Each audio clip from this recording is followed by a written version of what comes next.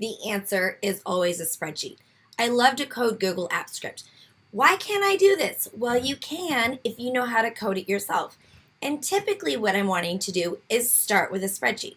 So let's take a look at Template tab. So I have a template. I go to alickeeler.com/template tab.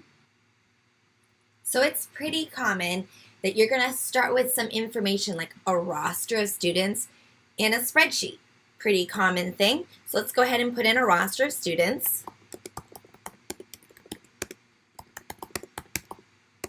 All right, and then on the second tab, I'm going to design my graphic organizer.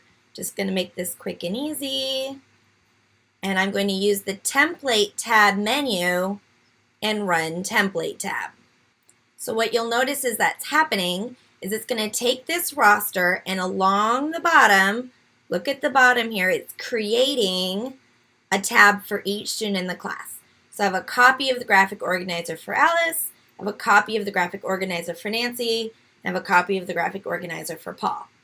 Now, that's pretty cool. It looks magical, but there's code behind that. So if I go to the Tools menu, Script Editor,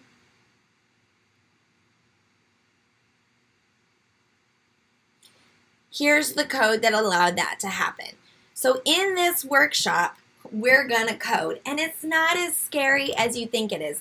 If you know how to copy and paste, you can code Google Apps Script. It's multiple choice, and the codes are things like insert sheet. I know what that does. We do assume that you have some experience using Google Apps Script, or that you're willing to do some Googling and have some grit. You can do this. You don't have to be advanced, and it's going to be really fun.